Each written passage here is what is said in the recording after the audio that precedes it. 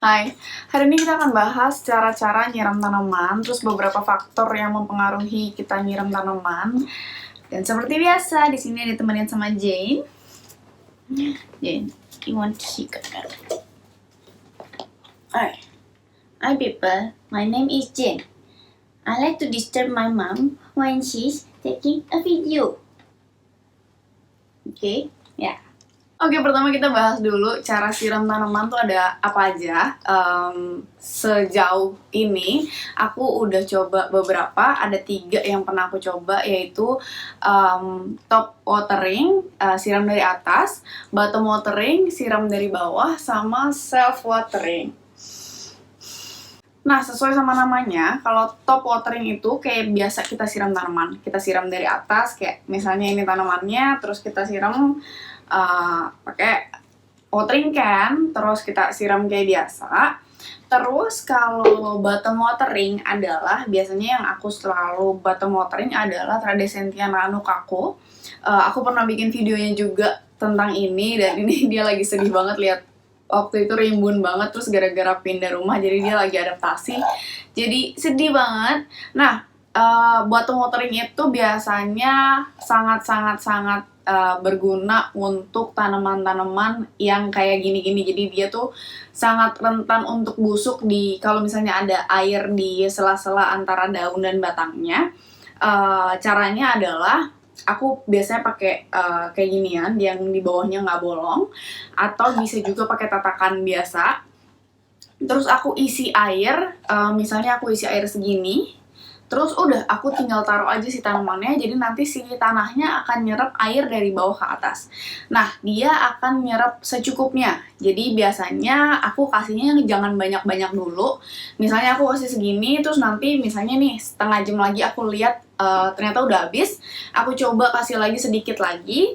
Terus nanti kalau misalnya habis lagi, aku kasih lagi sampai dia udah nggak nyerap. Kalau misalnya dia udah nggak nyerap, biasanya aku akan buang sisa airnya. Jadi jangan dibiarin dia tetap ngegenang si airnya gitu, karena nanti bisa malah jadi busuk akarnya.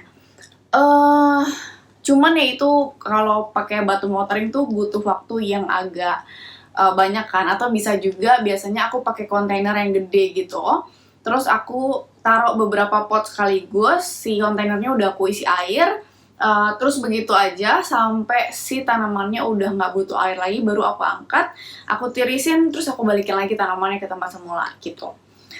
Itu adalah bottom watering, sama ada lagi self watering. Ini sebenarnya agak kompleks, jadi mungkin aku butuh bikin video sendiri nanti. Intinya adalah self watering itu si tanaman bisa nyerap air secukupnya dia butuh gitu. Jadi nggak akan kebanyakan air, nggak akan kekurangan air. Contohnya adalah anthuriumku. Biasanya aku pakai ini, sebenarnya kurang lebih sistem self watering. Jadi di bawahnya itu ada hidrotonnya, terus di atasnya aku kasih sphagnum moss. Jadi aku cuman isi air di hidrotonnya aja di bawahnya, nggak sampai ke sphagnum mossnya. Jadi nanti si sphagnum moss ini akan nyerap air secukupnya aja dari bawah sini gitu. Terus kalau ini kan memang aku pakainya sendiri-sendiri ya, yang bawahnya nggak bolong. Bisa juga misalnya pakai kayak gini.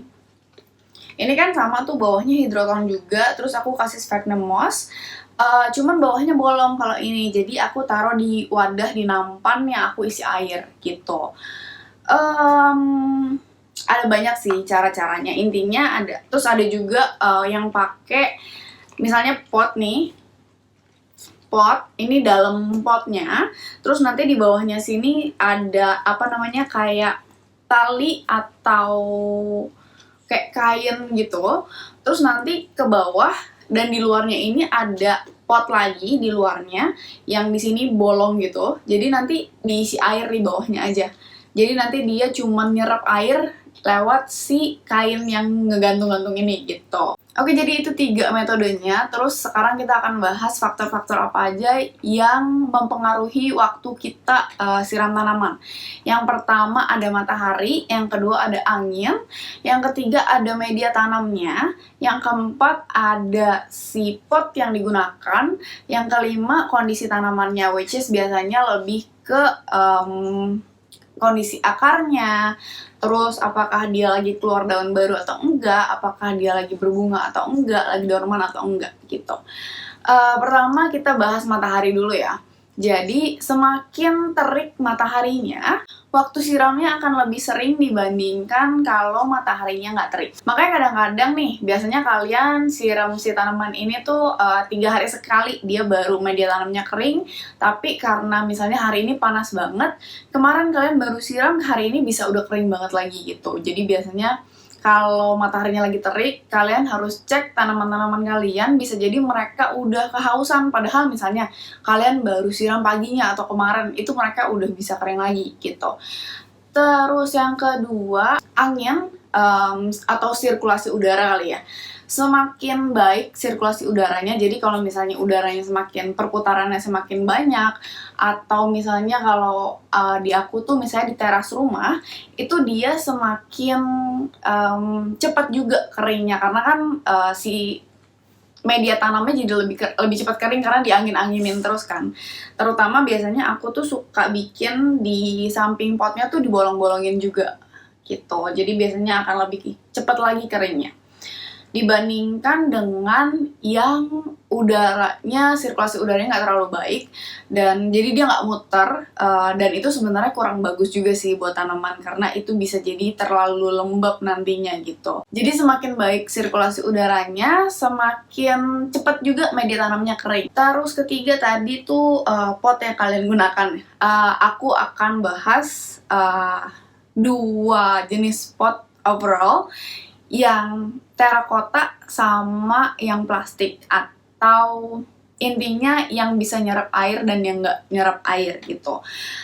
Biasanya tanaman-tanaman yang kalian taruh di pot terakota, media tanamnya akan lebih cepat kering dibandingkan tanaman yang kalian taruh di pot plastik atau pot keramik, atau ada juga terakota tapi terakotanya yang udah dilapisin lagi, jadi udah diglaze biasanya disebutnya.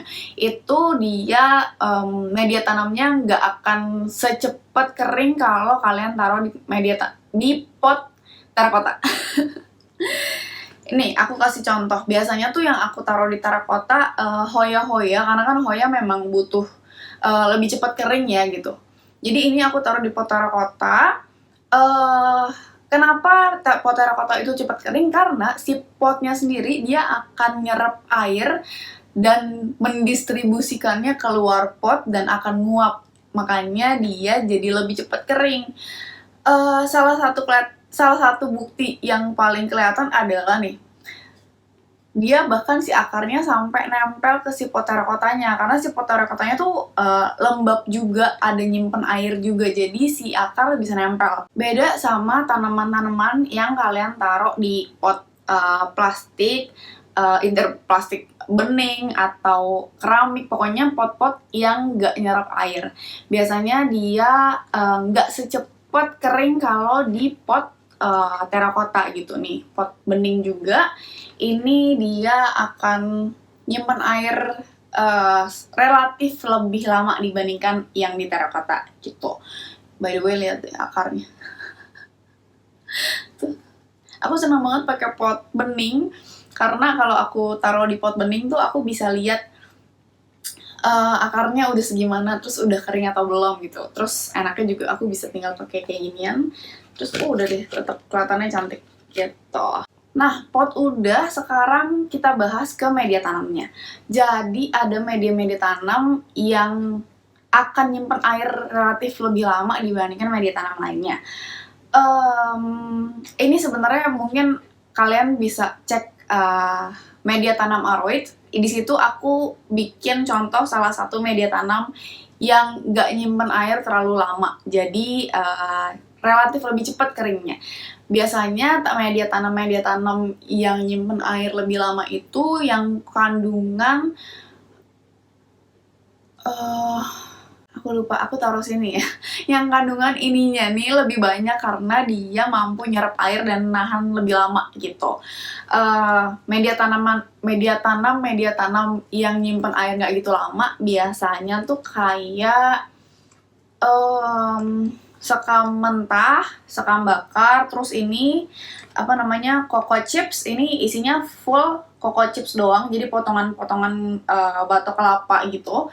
Ini media tanam yang nggak nyimpan air terlalu lama gitu. Jadi biasanya kalau misalnya nih kondisi rumah kalian udah sangat lembab banget, terus kalian udah pakai pot terakota, terus kalian juga media tanamnya udah nggak pakai yang nyimpen air terlalu lama, tapi tetap lembab banget, biasanya kalian bisa akalin dengan nambahin amandemen media tanam yang bisa meningkatkan aeration, jadi udara tuh bisa keluar masuk ke media tanamnya, terus juga dia nggak nyimpen air terlalu banyak. Biasanya tuh contohnya perlite, terus yang tadi coco chips, terus bisa juga kalian pakai hidroton atau kayak batu pasir malang gitu. Terus tadi terakhir adalah kondisi tanamannya. Jadi kalau misalnya tanaman itu lagi memproduksi daun baru, biasanya dia akan butuh lebih banyak air daripada biasanya. Jadi biasanya dia jadi lebih cepat haus. Yang biasanya kalian siram misalnya 3 hari sekali, ini 2 hari sekali, 1 hari sekali, dia udah bisa media tanamnya kering banget gitu. Terus sama ya, kalau dia lagi berbunga juga biasanya dia akan butuh air lebih banyak daripada biasanya. Nah, kapan kalian harus siram tanaman kalian? Sebenarnya tergantung dari jenis tanamannya sendiri. Ada tanaman yang butuh media tanamnya kering dulu baru kalian siram lagi. Ada juga media tanamnya harus lembab, kalian tetap harus pertahanin kelembapan si media tanamnya gitu. Biasanya ini tuh alocasia, kayak gitu-gitu. Terus caranya gimana? Biasanya kalau aku tuh pakai yang bening kayak gini. Keunggulannya juga biar aku bisa lihat media tanamnya udah kering atau belum, masih lembab atau enggak, atau masih basah atau enggak. Jadi tinggal dilihat doang kan, kayak dia warnanya juga beda kan kalau misalnya dia masih basah atau udah kering. Terus kalau misalnya kalian nggak pakai yang bening, misalnya kalian pakai pot tawon atau pot pirus kayak gitu-gitu, itu kalian bisa ada 2 cara. Biasanya aku either pakai moisture meter, itu kalian bisa cari di platform online, biasanya aku beli di Tokopedia. Aku punya satu sebenarnya, cuman karena abis pindahan aku nggak tahu dia ada di box yang mana. Aku jadi akan cantumin fotonya aja di sini. Jadi moisture meter itu biasanya ada dua jenis, yang digital sama yang analog ya, yang jarum gitu. Kalian bisa lihat dia udah kering atau belum. Caranya tinggal kalian nyalain, terus kalian tancepin di media tanamnya. Nanti kelihatan tuh dia akan, kalau misalnya yang digital itu biasanya langsung muncul tulisannya, misalnya dry atau moist, wet, almost dry, kok nggak salah, aku lupa. Jadi pokoknya dia tuh biasanya ada 5, yang basah banget, yang cenderung basah, yang lembab, cenderung kering, sama kering gitu. Terus kalau misalnya yang anal yang jarum gitu, dia biasanya ada angka 0 sampai 10. 0 itu kering banget, 10 itu basah banget. Jadi kalau misalnya kamu punya tanaman yang media tanamnya harus lembab terus, kalau misalnya nih udah di angka 4 atau 5 atau 6, kalian boleh siram lagi. Tapi kalau misalnya kalian punya tanaman yang harus kering dulu sebelum disiram, biasanya ini tuh philodendron, itu biasanya aku tunggu sampai angka 2 atau 3 gitu baru aku siram lagi gitu. Cuman nggak enaknya pakai moisture meter adalah itu kan kita harus nusuk si media tanamnya ya. Aku tuh takut ngeganggu akarnya, apalagi kalau misalnya kita nusuknya di berbagai tempat, dan sebenarnya idealnya kalian harus tusuk di berbagai tempat, karena kadang-kadang kalau misalnya cuma di satu tempat, ternyata di sini doang tuh yang masih basah, sedangkan di tempat lain tuh udah kering, atau kebalikannya, yang kalian tusuk itu bagian yang kering padahal di tempat lain tuh masih basah banget gitu. Jadi kalau misalnya kalian siram ya jadi nggak pas kan. Jadi waktu itu aku tuh cuman pakai moisture meter di awal-awal doang. Nextnya aku udah nggak pernah pakai lagi karena aku nggak mau ganggu si akarnya. Cara selanjutnya adalah kalau misalnya nggak pakai pot bening, itu diangkat aja potnya. Jadi ini memang harus latihan sih. Jadi kalian harus ingat-ingat, misalnya nih kalian siram tanaman kalian, terus coba kalian angkat, itu kan ada beratnya ya. Kalian coba ingat-ingat beratnya tuh segimana. Terus nextnya, kalau dia udah kering atau butuh disiram lagi, biasanya dia akan jauh lebih ringan daripada pas kalian baru siram, karena kan si airnya udah nggak ada kan di dalam potnya, atau at least udah sedikit lah airnya di dalam potnya gitu. Jadi biasanya dia akan lebih ringan.